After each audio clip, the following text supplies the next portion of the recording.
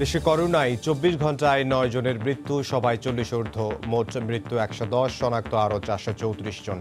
শ্বাসকষ্ট বেশি না হলে হাসপাতালে যাওয়ার প্রয়োজন নেই। ১০ দিনে ঢাকায় করোনা আক্রান্ত বেড়েছে ৫ গুণ, দ্বিগুণ সংক্রমিত এলাকার সংখ্যা। হটস্পট যাত্রাবাড়িতে আগের মতোই মানুষের ঢল, নেই কোনো নজরদারি। রাজধানীর দুটি এলাকায় বাসাবাড়ি থেকে ১২০০ অবৈধ করোনা টেস্ট কিট জব্দ, গ্রেফতার ৫ জনকে কারাদণ্ড। চালাতো করোনার পরীক্ষা, জানানো র্যাব। শ্রমিক সংকট আর আগাম বন্যার পূর্বাভাসে ধান ঘরে তোলা নিয়ে দুশ্চিন্তায় হাওরের কৃষক। ধান কাটতে ৬৫ জনকে বিশেষ ব্যবস্থায় ঢাকা থেকে হবিগঞ্জে পাঠালো পুলিশ। এবং গাদাগাদি করে থাকার কারণেই সিঙ্গাপুরে বাংলাদেশি শ্রমিকদের মধ্যে দ্রুত ছড়াচ্ছে করোনা। যুক্তরাষ্ট্রের নতুন করে ৮ জন সহ ১৮৫ বাংলাদেশের মৃত্যু।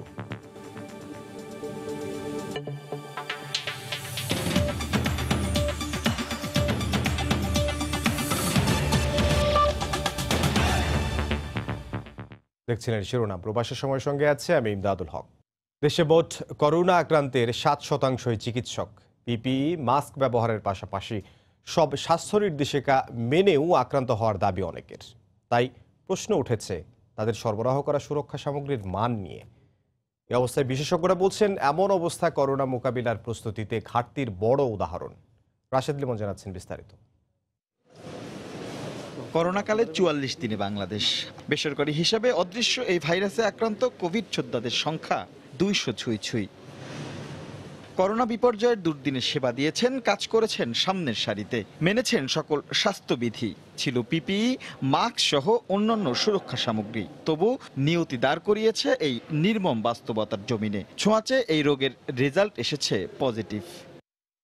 প্রোটেকশন ইকুইপমেন্ট গুলো তো আমরা পেয়েছি, কিন্তু আসলে এগুলোর গুণগত মান বা এগুলো বিষয়ে তো আমরা ওইভাবে মন্তব্য করতে পারবো না। আমরা তো স্বাভাবিকভাবেই প্রশ্ন উঠেছে চিকিৎসকদের সুরক্ষা ব্যবস্থা নিয়ে। খোদ হাসপাতাল কর্তৃপক্ষই সন্তুষ্ট নন সরবরাহকৃত সুরক্ষা সামগ্রীর মান নিয়ে। N95 আমাদের নেই, কিন্তু ওইটা সমমানের মাস্ক আমাদের আছে। তো এটা আমার মনে হয় কিভাবে সংক্রমিত হয়েছে এটা আমাদের এখনো পর্যন্ত এটা আমরা অবজারভেশনে রেখেছি। এটি প্যানিক হওয়ার একটা সম্ভাবনা থাকে, সেদিক থেকে দুই দিক থেকেই এটি আমাদের কাজে ব্যাঘাত হওয়ার সম্ভাবনা আছে। বিশেষজ্ঞরা বলছেন ১.৫ মাসের মাথায় চিকিৎসক আক্রান্তের এই হার জানান দিচ্ছে স্বাস্থ্য খাতের বেহাল দশাকেই। সামনে আরো বহু রোগী আসবে, তখনই যদি এতজন চিকিৎসক আক্রান্ত হন, সেটা এমন একটা আমাদের শঙ্কার মধ্যে ফেলছে যে সামনে আমাদের স্বাস্থ্য সেবাটা কিভাবে চলবে। এমন জরুরি সময়ে এই সুরক্ষা সামগ্রী হয়তো হাতে এসেছে, তবে চিকিৎসক আক্রান্তের সংখ্যা এভাবে বাড়তে থাকলে পুরো স্বাস্থ্য খাত নিয়ে তৈরি হবে নতুন ভাবনা। মনে রাখতে হবে এই যুদ্ধে সামনের সারির যোদ্ধা আমাদের চিকিৎসকরা। তাই তাদের সুরক্ষা নিশ্চিত করতে পারলেই করোনা মোকাবেলা অনেকটাই সহজ হবে বলে মনে করেন বিশেষজ্ঞরা। রাশেদ লিমন, সময় সংবাদ, ঢাকা। দেশে গত ২৪ ঘন্টায় করোনা আক্রান্ত হয়ে ৯ জন মারা গেছেন। মৃতদের সবার বয়স ৪০-এর বেশি। এ নিয়ে মৃতের সংখ্যা দাঁড়ালো ১১০ জনে। এছাড়া একদিনে আরও ৪৩৪ জন করোনা রোগী শনাক্ত হয়েছে। মঙ্গলবার দুপুরে স্বাস্থ্য অধিদপ্তরের স্বাস্থ্য বুলেটিনে এ তথ্য জানানো হয়। এ সময় শ্বাসকষ্ট বেশি না হলে হাসপাতালে না যাওয়ার অনুরোধ জানানো হয়। মৃতের সংখ্যা ১০০ ছাড়িয়েছে আগের দিনই। সংখ্যার সাথে সমান্তরালে বাড়ছে শঙ্কা। এর শেষ কোথায় তা জানা নেই কারো। নমুনা পরীক্ষার সাথে পাল্লা দিয়ে বাড়ছে শনাক্তের হার। শেষ ২৪ ঘন্টায় রেকর্ড ২৯৭৪টি সহ মোট পরীক্ষা হয়েছে ২৯৫৭৮টি। তাতে শনাক্ত হয়েছেন ৪৩৪ জন, মোট শনাক্ত হয়েছেন ৩৩৮২। মৃত্যুর তালিকায় যোগ হয়েছেন আরও ৯ জন। দেশে মোট মৃতের সংখ্যা এখন ১১০। সুস্থতার গতি বেশ ধীর। নতুন ২ জন সহ দেশে এই পর্যন্ত সুস্থ হয়েছেন মোট ৮৭ জন। গতকাল আমরা পরীক্ষা করেছি ২৯৭৪টি, যা পূর্বের দিনের চেয়ে ৭% বেশি। এখন পর্যন্ত ছাড় পেয়েছেন কোয়ারেন্টাইন থেকে ৭৭,০০৪ জন এবং ২৪ ঘন্টায় ছাড় পেয়েছেন ২,১৯২ জন। যারা কোয়ারেন্টাইন থেকে ছাড় পাচ্ছেন তারা সম্পূর্ণভাবে সুস্থ। উদ্বেগজনক তথ্য হলো, বিশ্বে যেখানে ৬০ বছরের নিচে আক্রান্তদের মৃতের হার ২০ ভাগ, সেখানে বাংলাদেশে এই হার প্রায় ৫০ ভাগ।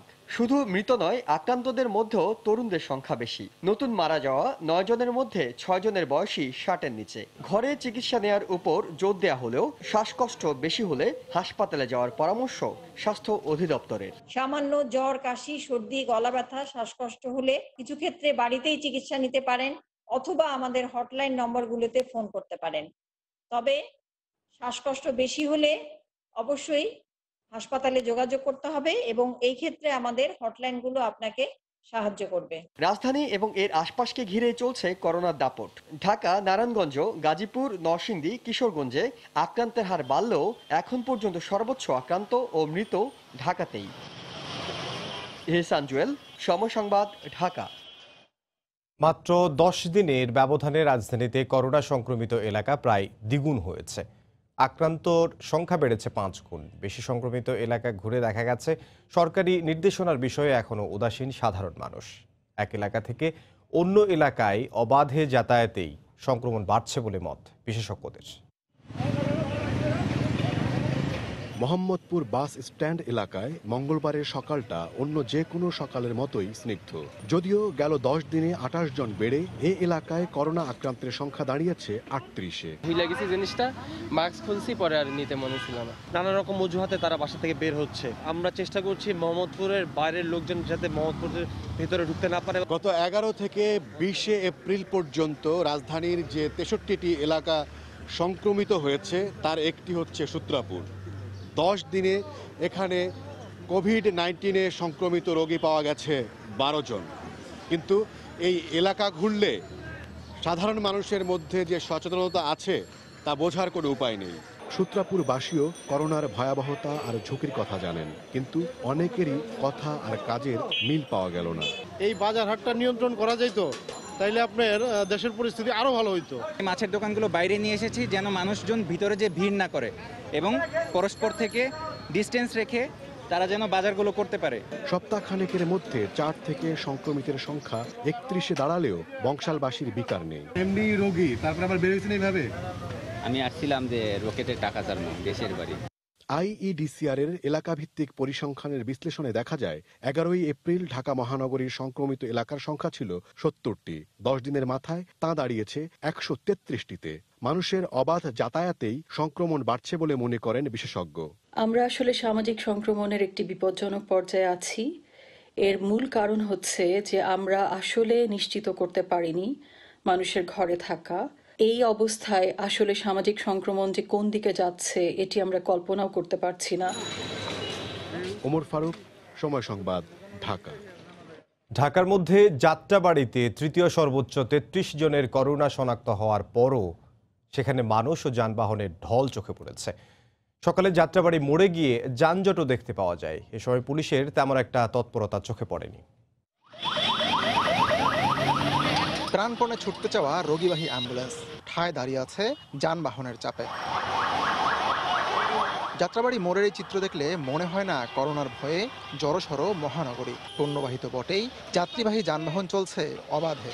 আমি আমার প্রয়োজনে একটু বেরোইছি, কিন্তু আমি আমার প্রোটেকশন নিয়েই বেরোইছি। মোটামুটি জানা আছে যে যাত্রাবাড়ি এলাকায় বেশ আক্রান্ত রোগী আছে। আপনি কেন বেরিয়েছেন? আমার বাসাতে বাজার সদা নাই, তার জন্য বেরিয়েছি। নিরাপদ দূরত্বের বিধিকে বুড়ো আঙুল দেখিয়ে জমিয়ে আড্ডাও দিতে দেখা যায় অনেককে। আপনি দেখেন যে বাকি যারা আছে, আমরা তো বাকি লোক কি করলো সেটা তো বিষয় না, আপনি কি করলো সেটা তো বিষয় না। আমি তো দূরত্বটা বজায় রাখছিলাম। সরকারি আদেশ, অনুরোধ বা শাস্তি কোনোটাই মানছে না মানুষ। ঘর থেকে বেরোনো এই মানুষগুলো শুধু যে অন্যকে ঝুঁকিতে ফেলেছেন তাই নয়, তারা ঝুঁকিতে ফেলেছেন নিজেকেও, পরিবারকে। সময় সংবাদের প্রচারের পরেই রাস্তায় হঠাৎ উদয় হয় পুলিশ। ধাওয়া দিয়ে তাড়ানো হয় মানুষ। সরেজমিনে চোখে না পড়লেও পুলিশের দাবি মাঠে ছিলেন তারা। আমরা সর্বোচ্চ চেষ্টা করছি, ভোর 5টা থেকে আমরা কাজ করছি। আমাদের জনগণ সচেতন না। এরা যদি সচেতন না হয়, আমরা যতই কষ্ট, আমরা যখন কাজ করি তখন তারা সুন্দরভাবে থাকে, আমরা যখন একটু চলে যাই আবার তারা সেই আগের মতো হয়ে যায়। রাজধানীর এই হটস্পটে ঘরে থাকার কথা ভাবছেন না কেউ। আতিকুর রহমান কামাল, সময় সংবাদ, ঢাকা। স্বাস্থ্যকর্মী, সাংবাদিক, আইন শৃঙ্খলা রক্ষা বাহিনীর সদস্যদের পাশাপাশি করোনায় সংক্রমিত হয়েছেন মাঠ প্রশাসনের কর্মকর্তারাও। দেশে এখন পর্যন্ত 13 জন প্রশাসনিক কর্মকর্তা এ ভাইরাসে আক্রান্ত হয়েছেন। সতর্কতা অবলম্বন করেও রক্ষা পাননি বলে জানালেন ভুক্তভোগী কর্মকর্তারা। আর জনপ্রশাসন প্রতিমন্ত্রী বলছেন, কারো আগে থেকেই শারীরিক জটিলতা থাকলে তা ঊর্ধ্বতন কর্মকর্তাকে অবহিত করলে বিশেষ ব্যবস্থা নেওয়া হবে। দেবাশিস রায়ের রিপোর্টে বিস্তারিত।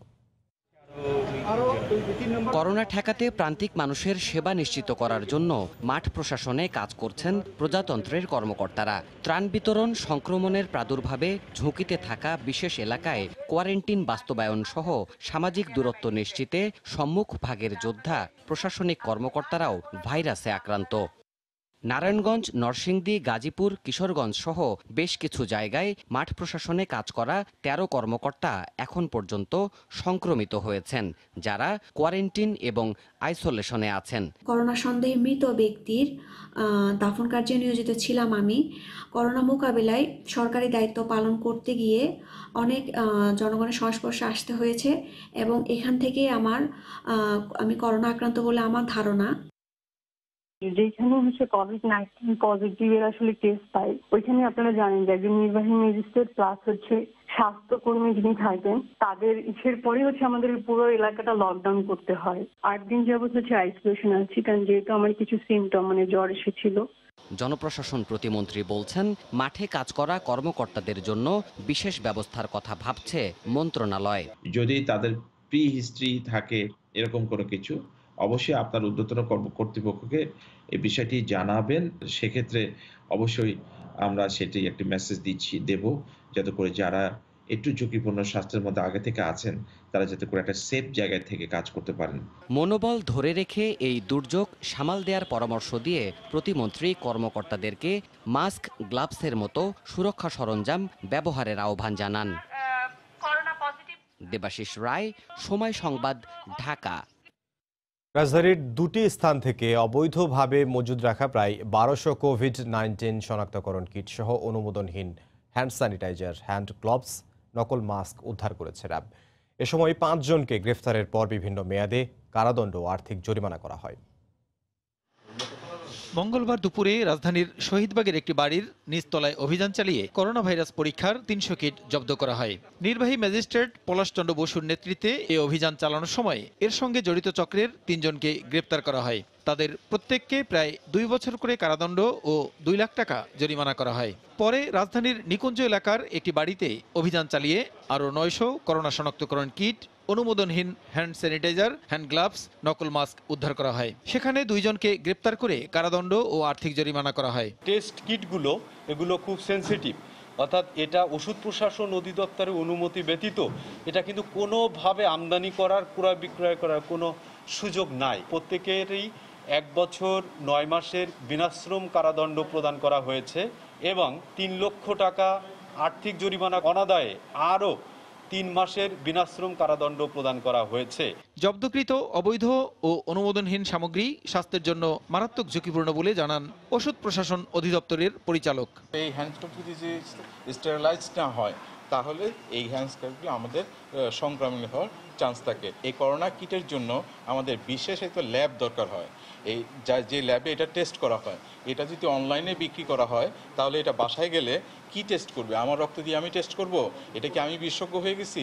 আমি বলতে পারি না। সুতরাং এরকমভাবে এই হ্যাজার্ডনেসটা সৃষ্টি হবে। করোনা সংকটের সময় এ ধরনের অবৈধ ব্যবসার বিরুদ্ধে চলমান অভিযান অব্যাহত থাকবে বলে জানান তারা। প্রসূন আশিস, সময় সংবাদ, ঢাকা। প্রধানমন্ত্রীর নির্দেশে তৃণমূল পর্যন্ত ত্রাণ কার্যক্রম অব্যাহত রাখার পাশাপাশি কোনো বৈষম্য না করতে দল মত নির্বিশেষে সবার প্রতি আহ্বান জানিয়েছেন আওয়ামী লীগ সাধারণ সম্পাদক ওবায়দুল কাদের। মঙ্গলবার সকালে তার সরকারি বাসভবনে সংবাদ সম্মেলনে এ আহ্বান জানান তিনি। ত্রাণ বিতরণে বাধা দেয়া হচ্ছে বিএনপির এমন অভিযোগ প্রসঙ্গে ওবায়দুল কাদের বলেন, এই অভিযোগ সম্পূর্ণ ভিত্তিহীন। বিএনপিকে ত্রাণ কার্যক্রমে বাধা দেওয়া হচ্ছে বলে তারা অভিযোগ করেছেন। আমি বলতে চাই, কে বাধা দিয়েছে, কোথায় বাধা দিয়েছে, তথ্য প্রমাণ দিন। এই অমানবিক কাজ যারা করছে, যারা করে, আমরা তাদের বিরুদ্ধে ব্যবস্থা নেব। বিএনপিকে সরকারে নিশ্চিহ্ন করার কোনো প্রয়োজন নেই। বিএনপিকে নিশ্চিহ্ন করার জন্য সরকার নয়, তারা নিজেরাই নিজেদের ধ্বংসের জন্য যথেষ্ট। সৈনিকদের রেশনের অংশ থেকে বেঁচে যাওয়া খাদ্য সামগ্রী লকডাউনে বিপর্যস্ত হয়ে পড়া দুস্থ ও অসহায় মানুষের বাড়ি বাড়ি ত্রাণ হিসেবে পৌঁছে দিয়েছে সেনাবাহিনী। মঙ্গলবার সেনা সদস্যরা কয়েকশো পরিবারের কাছে পৌঁছে দেয় অন্তত 15 দিনের খাদ্য সহায়তা। শাখাওয়াত টিপুর ক্যামেরায় বিস্তারিত জানাচ্ছেন কমল দে। একে তো ঘিঞ্জি এলাকা, তার মাঝে প্রচন্ড বৃষ্টি এবং ঝোড়ো হাওয়া, আর এর মধ্যে টহল গাড়ি থেকে ত্রাণ নামিয়ে কাঁধে করে পৌঁছে দেওয়া হচ্ছে সাধারণ মানুষের দোরগোড়ায়। মঙ্গলবার সকালে নগরীর বাইজিত এলাকার চিত্র এটি। সৈনিকদের রেশন থেকেই ব্যবস্থা করা হয়েছে এই ত্রাণের, আছে কর্মকর্তাদের আর্থিক সহায়তাও। আমরা প্রত্যেকের বাড়ি বাড়ি পৌঁছে দিচ্ছি এই রেশনগুলো। আশা করি আগামী 10 থেকে 15 দিন এই রেশন দিয়ে তারা সুন্দরভাবে চলতে পারবে। আগামী দিনগুলোতে আমরা সামাজিক দূরত্ব নিশ্চিতের পাশাপাশি এই খাবার বিতরণের কর্মসূচি অব্যাহত রাখব। ত্রাণ সহায়তার পাশাপাশি সামাজিক দূরত্ব নিশ্চিত দিনভর কাজ করে সেনাবাহিনীর 10টি টিম। সামাজিক দূরত্বের নিশ্চিতে একদিন পর্যন্ত সেনা সদস্যরা প্রধান সড়কগুলোতে টহল দিয়ে গেছে। এখন তারা ঢুকছে পাড়া মহল্লায় ঢুকে মাইকিংয়ের মাধ্যমে জনসাধারণকে বাসায় অবস্থানের অনুরোধ জানাচ্ছে তারা। এদিকে 4 জন ট্রাফিক সদস্য করোনায় আক্রান্ত হওয়ার পাশাপাশি 250 সদস্য কোয়ারেন্টিনে চলে যাওয়ায় যানবাহন নিয়ন্ত্রণে চরম হিমশিম খেতে হচ্ছে ট্রাফিক বিভাগকে। আমাদের কিছু ফোর্সকে আমরা কোয়ারেন্টিনে পাঠিয়েছি, কিছু আইসোলেশনে আছে। এর বাহিরেও আমাদের অন্য যারা ফোর্স আছে, আমরা সর্বোচ্চ চেষ্টা করতেছি প্রত্যেকটা গুরুত্বপূর্ণ কাজ যেন আমরা আন্তরিকভাবে শেষ করতে পারি। নগরীর 5টি প্রবেশ মুখের পাশাপাশি 30টি গুরুত্বপূর্ণ মোড়ে দায়িত্ব পালন করতে হচ্ছে সিএমপির ট্রাফিক বিভাগকে। কমল দে, সময় সংবাদ, চট্টগ্রাম। আবারও প্রবাসের করোনা পরিস্থিতির খবর। ব্রিটেনে প্রাণঘাতী করোনা ভাইরাসে সবশেষ একদিনে মারা গেছেন আরও 449 জন। এ নিয়ে দেশটিতে মৃতের সংখ্যা বেড়ে 16,509 জনে দাঁড়িয়েছে। এমন পরিস্থিতিতেও বাংলাদেশি অধ্যুষিত এলাকাগুলোতে মানা হচ্ছে না সামাজিক দূরত্ব। লন্ডন থেকে শোয়েব কবিরের রিপোর্ট। ব্রিটেনে করোনা ভাইরাসে আক্রান্ত হয়ে মৃত্যুর যে মিছিল সেটা কিছুটা গতি কমলেও আক্রান্তের সংখ্যা গড়ে 5,000 থেকে যাচ্ছে। পান কিনতে লম্বা এই লাইন ব্রিটেনের অন্যতম বাংলাদেশি অধ্যুষিত এলাকা বার্মিংহামে। ব্রিটেন জুড়ে লকডাউনের কারণে প্রায় 1 মাস গৃহবন্দী থাকা মানুষগুলো যেন হাঁপিয়ে উঠেছেন। তাই কেনাকাটার অজুহাতে হলেও একটু বের হয়ে অনেকেই ভুলে যাচ্ছেন সামাজিক দূরত্ব মেনে চলার নির্দেশনা। ঘরে বসতে যেমন একটা বোরিং ফিল মনে হচ্ছে। অতি দরকার ছাড়া কেউ আমরা বারোই সবাই সচেতন, তথাপি তার নিত্য প্রয়োজনের তাগিদে তাকে ঘর থেকে বাহির হতে হয়। করোনা মোকাবেলায় ব্রিটিশ সরকারের দেওয়া নির্দেশনা মেনে চলার পরামর্শ দিলেন বাংলাদেশ হাই কমিশনের এই কর্মকর্তা। সামাজিক দূরত্ব মেনে চলুন, কারো কোনো সহায়তার প্রয়োজন আছে কিনা খোঁজ খবর নিন, প্রয়োজনে তাদের পাশে দাঁড়ান। সামাজিক দূরত্বের সময় হলেও একই সাথে পাশে দাঁড়াবারও সময়। এদিকে করোনার সঙ্গে লড়াই করে সুস্থ হয়ে ওঠা মানুষদের রক্তের প্লাজমা সংগ্রহ করে তা আক্রান্তের শরীরে প্রতিস্থাপন করে জীবন বাঁচানোর সুযোগ কতখানি আছে তা নিয়ে পরীক্ষা নিরীক্ষা করতে যাচ্ছে ব্রিটেন। শোয়েব কবির, সময় সংবাদ, ব্রিটেন। কানাডায় প্রতিদিনই বাড়ছে করোনায় আক্রান্ত হয়ে মৃত্যুর হার। দেশটিতে কোভিড-19 এ পর্যন্ত প্রাণ হারিয়েছেন প্রায় 1700, আক্রান্ত হয়েছেন প্রায় 37,000। এতে আতঙ্ক বাড়ছে জনমনে। কানাডা থেকে বিস্তারিত জানিয়েছেন শরীফ ইকবাল চৌধুরী।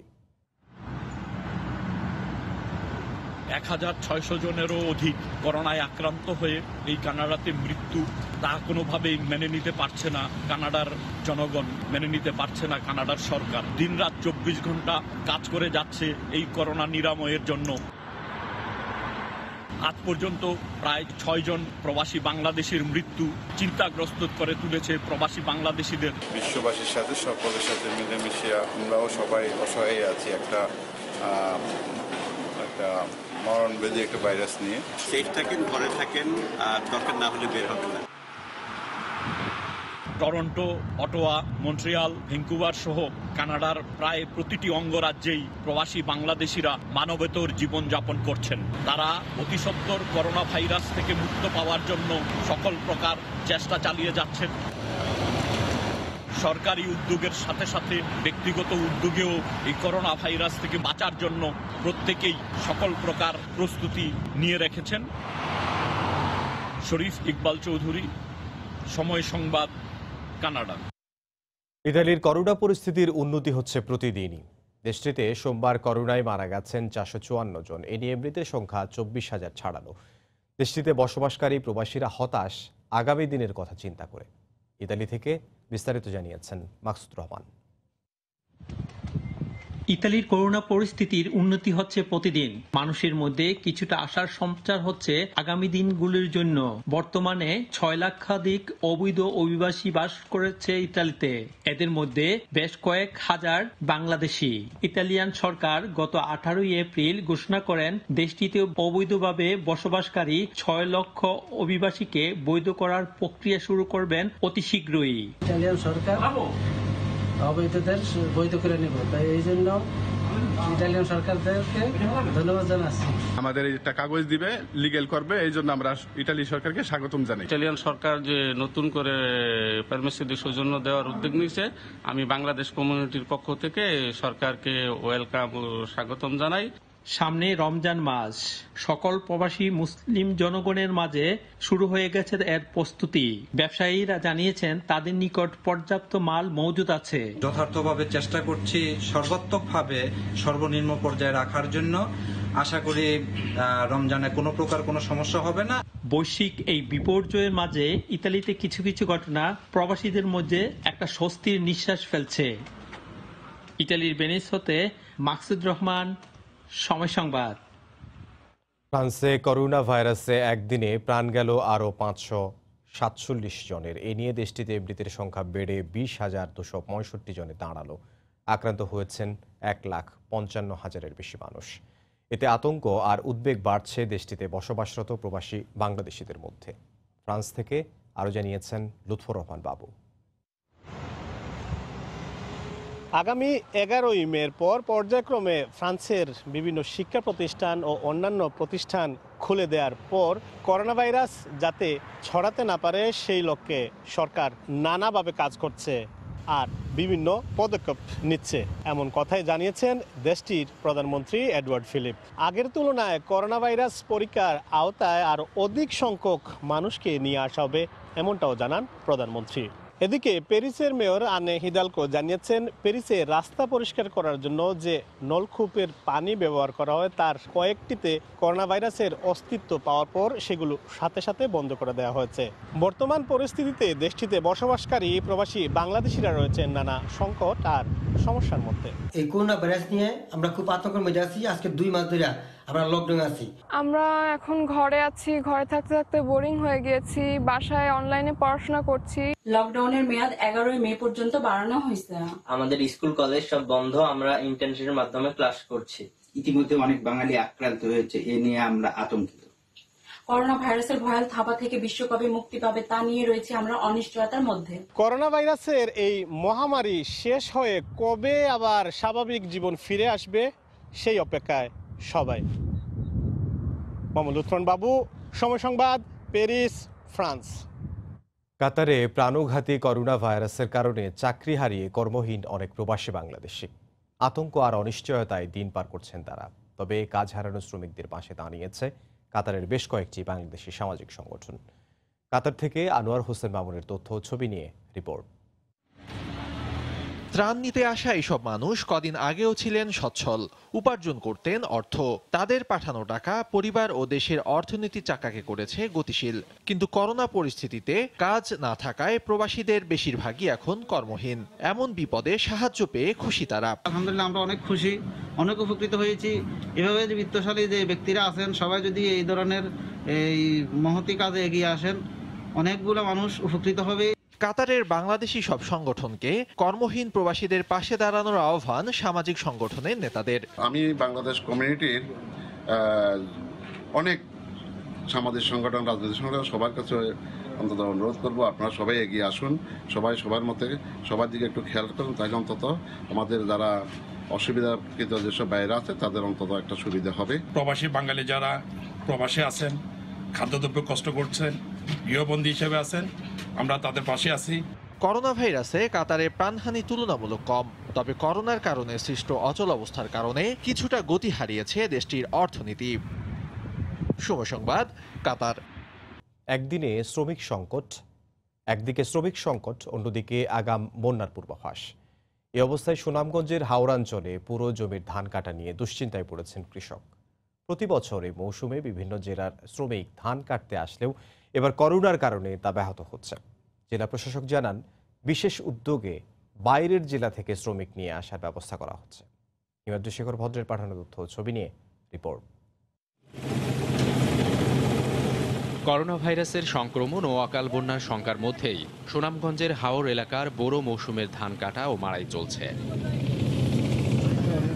জেলায় ধান কাটার জন্য 126টি কম্বাইন্ড হারভেস্টার ও 212টি রিপার মেশিন সরবরাহ করেছে কৃষি বিভাগ। তবে করোনা ভাইরাসের কারণে এখনো অন্যান্য জেলা থেকে শ্রমিকরা ধান কাটতে না আসায় বিপাকে পড়েছেন কৃষক। পানিও কিছুটা জমিনও লাগতেছে, কারণ তো আমরা কামলা মনে ঠিক মতো পাইতেছি না। এই মেশিনগুলো শীঘ্রই যদি আমাদের সুনামগঞ্জে সরবরাহ করা না হয় তাহলে এই সোনালী ফসল কৃষকরা গড়ে তুলতে পারবে না। স্বাস্থ্যবিধি মেনে অন্য জেলা থেকে শ্রমিক আনার ব্যবস্থা করা হচ্ছে বলে জানালেন জেলা প্রশাসক। অন্যান্য পেশায় যারা ছিলেন তারাও ধান কাটার কাজে নিয়োজিত হবেন এবং এর পাশাপাশি আমরা পার্শ্ববর্তী জেলাগুলো থেকে ইতিমধ্যে প্রায় 5 থেকে 6 হাজার শ্রমিক চলে এসছে। পানি উন্নয়ন বোর্ড বলছে চলতি মাসের শেষের দিকে সীমান্তের ওপার থেকে নেমে আসা পানির পাহাড়ি ঢলে বন্যা হতে পারে। মেঘালয়, আসাম, ত্রিপুরা ভারী বৃষ্টিপাত হলে আমাদের যে পাহাড়ি নদীগুলো আছে সেই নদীগুলো দিয়ে এই পাহাড়ি ঢলটা নেমে আসবে এবং আকস্মিক বন্যা দেখা দেবে। আর কৃষি বিভাগ বলছে হাওরের সব ফসল পাকতে ও কাটতে মে মাসের প্রথম সপ্তাহ পর্যন্ত সময় লাগবে। আগামী মে মাসের প্রথম সপ্তাহের দিকে ইনশাআল্লাহ আমরা হাওরের জমিটা উঠাই নিয়ে আসতে পারবো। কৃষি বিভাগের তথ্য মতে জেলায় চলতি বোরো মৌসুমে হাওরে 1,61,000 ও হাওরের বাইরে 58,000 সহ মোট 2,19,000 হেক্টর জমিতে ধান আবাদ হয়েছে। সময় সংবাদ, সুনামগঞ্জ। এদিকে বোরো ধান কাটতে পুলিশের উদ্যোগে বিভিন্ন স্থানে শ্রমিক পাঠানো শুরু হয়েছে। প্রথম দফায় মঙ্গলবার 65 জনকে পাঠানো হয়েছে হবিগঞ্জের লাখাইয়ে। এই উদ্যোগ চলমান থাকবে বলে জানিয়েছে আইন শৃঙ্খলা রক্ষা বাহিনী। করোনা সংক্রমণ ঠেকাতে লকডাউনে জেলার পর জেলা যাতায়াতের উপায় না থাকায় ধান কাটার শ্রমিক পাচ্ছেন না বোরো চাষিরা। সেই সংকট মেটাতেই রাজধানী থেকে শ্রমিক পাঠানোর এই উদ্যোগ। নিজ অঞ্চলে গিয়ে ধান কাটার সুযোগে স্বস্তি জানালেন শ্রমিকরা। 8 দিনের জন্য বন্ধ দিয়েছে সরকার, এরপর যাইতে পারি নাই, অসুবিধা অনেকটা সুযোগ পাইছি পড়াশোনার মাধ্যমে। আল্লাহ মিলেছে, এটার ধন্যবাদ। সহজে আমরা হয়তো ধানটা উঠাইতে পারবো, গ্রামে গিয়ে কৃষি কাজটা করতে পারবো, এই আমরা আনন্দ। এখন একটা সুযোগ পাইছি যাওয়ার, আমরা ধান ফান কাটবো বাড়িতে। এখন আমরা প্রশাসনের মাধ্যমে এই সুযোগটা পাইছি। ভবিষ্যতের খাদ্য নিরাপত্তা নিশ্চিতে ধান ওঠানোর বিকল্প নেই।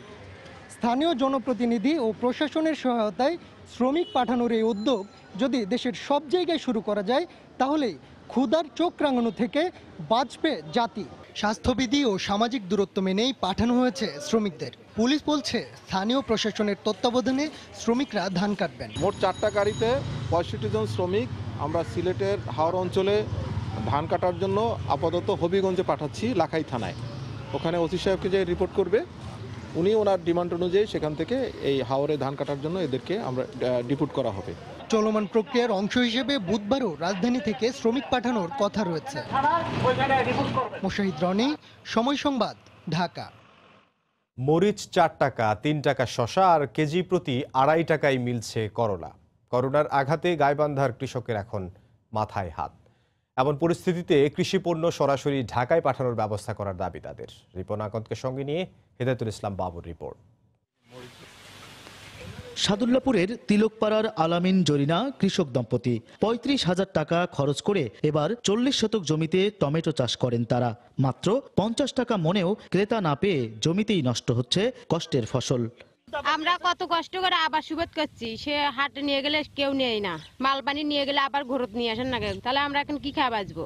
হাটে নিয়ে গেলে বন্ধু 50 টাকা মন, তা হাট বাজারে তাও নিয়ে যেতে পারতেছি না।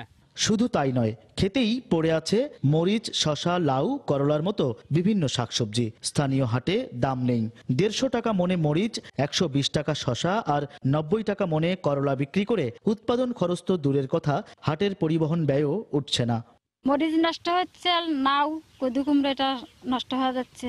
300 টাকা করে কিসেন নিয়ে বাগুন তুলে হাটে নিয়ে গেলে তার বিক্রি করা যাচ্ছে না। নেতা 4 মণ বাগুন নিয়ে গেছিলাম, আমার খালি কোনো মতন টাকা 100 টাকা দিয়েছে ভ্যান ভরার জন্য। করোনার কবল থেকে কৃষকদের বাঁচাতে উপজেলা পর্যায়ে কৃষি পণ্য সংগ্রহ করে ঢাকায় পাঠানোর দাবি কৃষকদের। তবে ইতিমধ্যে বিভিন্ন উদ্যোগ নেওয়া হয়েছে বলে দাবি জেলা কৃষি বিভাগের। যদি আমরা কোনো সরকারের কোনো প্রতিষ্ঠান নিয়োজিত ওই জায়গায় নিয়ে দিতে পারতাম, তাহলে করে আমরাও দাম একটু বেশি পেতাম আর রাজধানীতে নিয়ে যায় ওনারাও কম দামে বেচতে পারতো। ভ্যান, অটোরিকশা, পুলিশ প্রশাসন যাতে না আটকাতে পারে তাদেরকে আমরা সেই ব্যবস্থা করে দিয়েছি, এবং যদি কেউ ঢাকাতে নিয়ে যেতে চায় ট্রাক দ্বারা আমরা সেটা সহায়তা করব। জেলায় এবার ৭,৩০০ হেক্টর জমিতে শাকসবজির আবাদ হয়েছে। হেদায়েতুল ইসলাম বাবু, সময় সংবাদ, গাইবান্ধা। রমজান মাস সামনে রেখে খুলনায় দীর্ঘ সারিতে দাঁড়িয়ে টিসিবির পণ্য কিনেছেন স্বল্প আয়ের মানুষ। টায়ার ফেলে তৈরি করা সামাজিক দূরত্বের বেষ্টনীর ভিতরে নিরাপদে নিয়ে যাচ্ছেন পণ্য। খুলনা থেকে বিস্তারিত জানাচ্ছেন তরিকুল ইসলাম। রমজানকে সামনে রেখে খুলনায় টিসিবির খোলা বাজারে পণ্য বিক্রি কার্যক্রম চলছে। নিত্য প্রয়োজনীয় ছোলা, চিনি, খেজুর, ডাল এবং তেল সহ মোট 5টি পণ্য বিক্রি হচ্ছে টিসিবির ট্রাক থেকে। দাম একটু কম, এই জন্য আমরা নিতে আসি। ছোলা, ডাল, চিনি, তেল। ছোলা এখানে 60 টাকা, বাজারে 75 টাকা, 80 টাকা। একটু কম দামে পাই, তার জন্য আসছি। টিসিবির ডিলাররা জানান, ট্রাক থেকে প্রতিদিন 1000 কেজি চিনি, 1000 লিটার তেল, 500 কেজি ছোলা এবং অন্যান্য পণ্য বিক্রি হচ্ছে। আমরা নাম লিখতেছি, আর কে কি পরিমাণ নিচ্ছে সেই পরিমাণটা আমরা লিখতেছি। আর আমরা একজনকে একবারে বেশি 2বার দিচ্ছি না। আর যদি কেউ এরকম অবৈধভাবে নিতে আসে, আমরা তাদেরকে প্রশাসনের হাতে দিয়ে দিচ্ছি। অপরদিকে আইন শৃঙ্খলা রক্ষা বাহিনীর সদস্যরা সামাজিক দূরত্ব বজায় রেখে এসব পণ্য কিনতে সহায়তা করছে জনসাধারণকে। সামাজিক দূরত্ব বজায় রেখে যাতে নিতে পারে, একই সাথে যে পণ্যটা সরকার থেকে তাদের বিক্রির জন্য দিতে, সেই পণ্যটা সাধারণ জনগণ পায়, এই বিষয়ে আমরা কাজ করছি। খোলা বাজারে এসব পণ্য যাতে কালোবাজারি না হয় সে ব্যাপারে পর্যাপ্ত ব্যবস্থা নেওয়া হয়েছে। তদন্ত দল রয়েছে, সকালবেলা এরা পয়েন্টে যে পণ্যগুলা গুনে বুঝে নেয়, তারপর বিক্রি শেষ হলে এটা আবার দেখে শুনে তারপর তাদেরকে ছাড় দেয়। প্রতিদিন ট্রাক থেকে 2000 পরিবার এসব পণ্য সংগ্রহ করতে পারছে। তরিকুল ইসলাম, সময় সংবাদ, খুলনা। ত্রাণের দাবিতে ব্রাহ্মণবাড়িয়ায় বিক্ষোভ করেছেন কর্মহীন মানুষ। তবে ত্রাণ দেওয়ার খবর মিথ্যা দাবি করে উপজেলা নির্বাহী কর্মকর্তা জানান, গুজব রটিয়ে এই বিশৃঙ্খলা সৃষ্টি করেছে একটি মহল। মঙ্গলবার সকালে বিক্ষোভ মিছিল নিয়ে সরাইল উপজেলা পরিষদের সামনে জড়ো হন কর্মহীনরা। এ সময় ত্রাণের দাবিতে প্ল্যাকার্ড হাতে বিভিন্ন স্লোগান দেন তারা। তাদের অভিযোগ, 1 নম্বর ওয়ার্ড ও সৈয়দটুলা গ্রামের 6 নম্বর ওয়ার্ডের জন্য সরকারি ত্রাণের বরাদ্দ পেলেও তা বিতরণ করা হয়নি। তবে উপজেলা নির্বাহী কর্মকর্তার দাবি, 3000 টাকা ও 1 বস্তা চাল বরাদ্দের গুজব রটিয়ে একটি মহল এ পরিস্থিতি সৃষ্টি করে।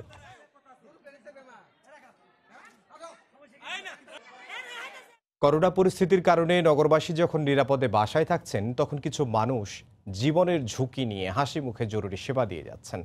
মহামারীর এই সময়ে দায়িত্ব পালনে নানা প্রতিকূলতা থাকলেও সেবা দিতে পেরেই গর্বিত তারা। ঘড়ির কাঁটায় রাত 12টা।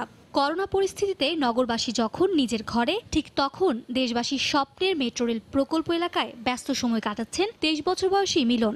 রাজধানীর মিরপুরে নির্মাণাধীন রেললাইনের বিভিন্ন সামগ্রী দেখাশোনার দায়িত্বে রয়েছেন তিনি। মেট্রো রেলের সামগ্রী যদি চুরি হয়ে যায় তাহলে তো কাজটা বন্ধ থাকবে, তাই আমাদের মতো প্রহরীরা রাত জেগে করোনার ভেতরে রিস্ক নিয়ে আমরা কাজটা করে যাচ্ছি।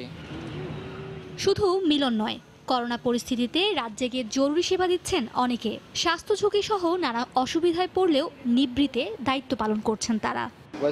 এখানে থাকো, সময় থেকো না, এটা বলে। কেন আমি বলি এখন মালামাল পাওয়া দিচ্ছি, যেতে পারি না। খাওয়া দাওয়ার কষ্ট, ম্যাচ বন্ধ হয়েছে, অনেক সমস্যা, জীবনের উপরিয়া করিও আমরা ডিউটি করে যাচ্ছি। ডিউটি করতেছি ব্যাংকের, দেশের একটা সম্পদ রক্ষা করার দায়িত্ব আমাদের সবারই আছে। এক্ষেত্রে জীবনের ঝুঁকি নিয়ে ওই কাজ করতেছি আমরা তো গাড়ি চালাই, আমাদের জীবনটা রিস্ক, যেমন করোনা রোগী থাকে আমরা তো জানি না। রাত যতই গভীর হোক না কেন, অতন্দ্র প্রহরীর মতো নগরবাসীর নিরাপত্তা আর সুরক্ষা নিশ্চিতে কাজ করছেন আইন শৃঙ্খলা রক্ষা বাহিনীর সদস্যরাও। এমন একটা করোনা ভাইরাস যে একটা সারা বিশ্বে ছড়িয়ে পড়েছে, যাতে আমাদের বাংলাদেশে বেশি আক্রান্ত না হয়, এই জন্য জনগণকে আমরা ভালোভাবে বোঝানোর জন্য চেষ্টা করছি এবং ঘরে রাখার জন্য এই রাতে যাকে আমরা নিজের ঝুঁকি নিয়েও ডিউটি করি। বাড়তি কোনো চাওয়া নেই, নগরবাসী করোনা সতর্কতা মেনে চললেই সার্থক হবে এই কষ্ট, এমনটাই বলছেন তারা। মার্জিয়া মুমু, সময় সংবাদ, ঢাকা। প্রবাসের সময় শীর্ষ সংবাদ জানিয়ে দিচ্ছে আরেকবার। দেশে করোনায় 24 ঘন্টায় 9 জনের মৃত্যু, সবাই 40 ঊর্ধ্ব। মোট মৃত্যু 110, শনাক্ত আরও 434 জন। শ্বাসকষ্ট বেশি না হলে হাসপাতালে যাওয়ার প্রয়োজন নেই। 10 দিনে ঢাকায় করোনা আক্রান্ত বেড়েছে 5 গুণ, দ্বিগুণ সংক্রমিত এলাকার সংখ্যা। হটস্পট যাত্রাবাড়িতে আগের মতোই মানুষের ঢল, নেই কোনো নজরদারি। রাজধানীর দুটি এলাকায় বাসাবাড়ি থেকে 1200 অবৈধ করোনা টেস্ট কিট জব্দ। গ্রেফতার 5 জনকে কারাদণ্ড, চলত করোনা পরীক্ষা, জানালো র্যাব। শ্রমিক সংকট আর আগাম বন্যার পূর্বাভাসে ধান ঘরে তোলা নিয়ে দুশ্চিন্তায় হাওরের কৃষক। ধান কাটতে 65 জনকে বিশেষ ব্যবস্থায় ঢাকা থেকে হবিগঞ্জে পাঠানো পুলিশ। এবং গাদাগাদি করে থাকার কারণেই সিঙ্গাপুরে বাংলাদেশি শ্রমিকদের মধ্যে দ্রুত ছড়াচ্ছে করোনা। যুক্তরাষ্ট্রে নতুন করে 8 জন সহ 185 বাংলাদেশের মৃত্যু।